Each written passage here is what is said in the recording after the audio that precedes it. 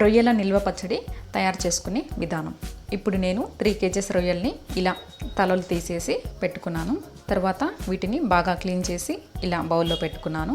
ఈ విధంగా రొయ్యలు వలిచి ఒక గిన్నెలో పెట్టుకొని ఇప్పుడు స్టవ్ ఆన్ చేసి ప్యాన్ పెట్టుకుని ఇందులో డీప్ ఫ్రైకి సరిపడా నూనె వేసి ఈ రొయ్యల్ని కొన్ని వేసి డీప్ ఫ్రై చేసి పక్కన పెట్టుకోవాలి.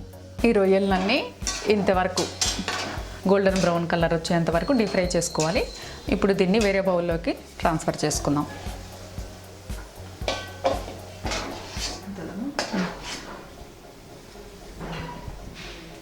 నేను 2 kgs రొయ్యలు తీసుకున్నాను. దానికి 5 స్పూన్స్ ఆవాలు, 1 టేబుల్ స్పూన్ మెంతులు, 1.5 టేబుల్ స్పూన్ జీలకర్ర, రుచికి సరిపడా సాల్ట్, 1 కప్ అల్లం వెల్లుల్లి పేస్ట్, 2 kgs రొయ్యలు కాబట్టి 200 గ్రామ్స్ కారపొడి, 1 టీ స్పూన్ పసుపు, 50 గ్రామ్స్ ధనియాలు లేదా 1 కప్పు, లవంగాలు ఒక 40 అంటే కేజీకి 20 లెక్కన 2 kgsకి 40, పట్ట దానికి సరిపడా వేసుకోవాలి. కేజీకి 7 నిమ్మకాయలు పడతాయి. నేను 2 kgs తీసుకున్నాను కాబట్టి 14 నిమ్మకాయలు తీసుకున్నాను. ఇది జ్యూస్ తీసి పక్కన పెట్టుకోవాలి. రుచికి సరిపడా సాల్ట్. ఇప్పుడు నేను 2 kgs రొయ్యలకి 750 గ్రామ్స్ ఆయిల్ తీసుకున్నాను. డీప్ ఫ్రై చేయగా మిగిలిన ఆయిల్లో ఈ కప్పు అల్లం వెల్లుల్లి పేస్ట్ని వేసి ఫ్రై చేయాలి.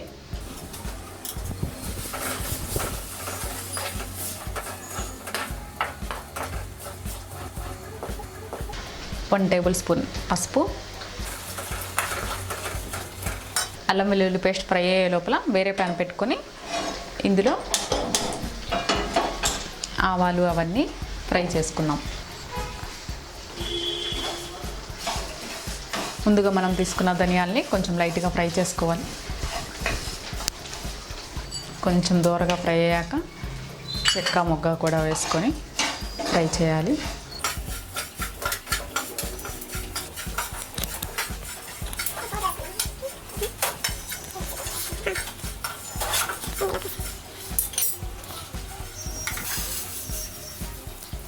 వీటిని వేరే ప్లేట్లో తీసుకొని ఇప్పుడు ఆవాలు మెంతులు కూడా కొంచెం లైట్గా ఫ్రై చేసుకోవాలి.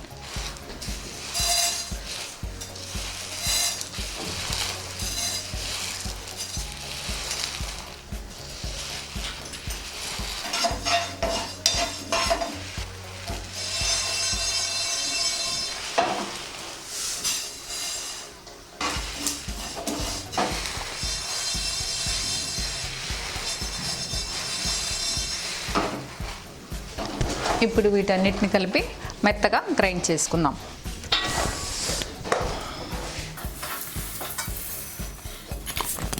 అల్లం వెల్లుల్లి పేస్ట్ కొంచెం ఫ్రై అయింది. ఇప్పుడు ఇందులో కారపొడిని కలిపి మిక్స్ చేద్దాం. ఇప్పుడు బాగా మిక్స్ చేసి ఇందులో టేస్ట్ తగినంత ఉప్పుని యాడ్ చేసుకుందాం.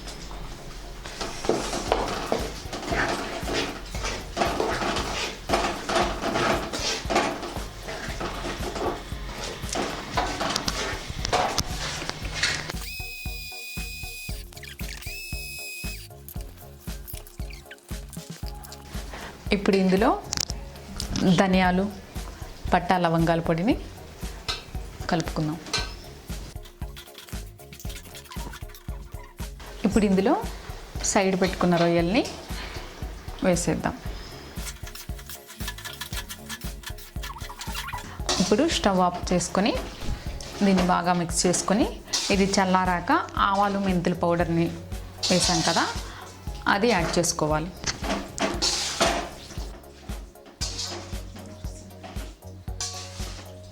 ఇది చల్లారేలోపు నిమ్మకాయలని రసం తీసుకుందాం.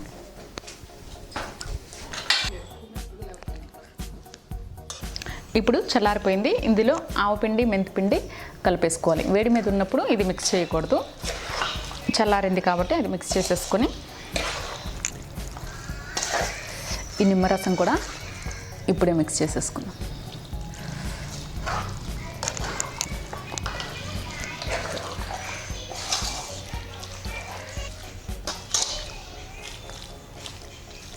బాగా మిక్స్ చేసుకోవాలి. ఇప్పుడైతే మనకు పైకి ఆయిల్ కనిపించట్లేదు. కొంచెం సేపు కదపకుండా అలానే పెట్టేస్తే ఆయిల్ కొంచెం పైకి వస్తుంది. ఆయిల్ కావాల్సిన వాళ్ళు ఇంకో 100 గ్రామ్స్ యాడ్ చేసుకోవచ్చు, లేదంటే ఇలా అయినా తినేయచ్చు. ఇప్పుడు కొంచెం వెల్లుల్లి, ఎండుమిర్చి, కరివేపాకు, ఒక 2 స్పూన్ల నూనె వేసి అందులో వెల్లుల్లి, కరివేపాకు, ఎండుమిర్చి వేసి పోపుకి ఇందులో వేసుకుంటే టేస్ట్గా ఉంటుంది. ఎంతో టేస్టీగా ఉండే రొయ్యల నిల్వ పచ్చడి రెడీ అయిపోయింది.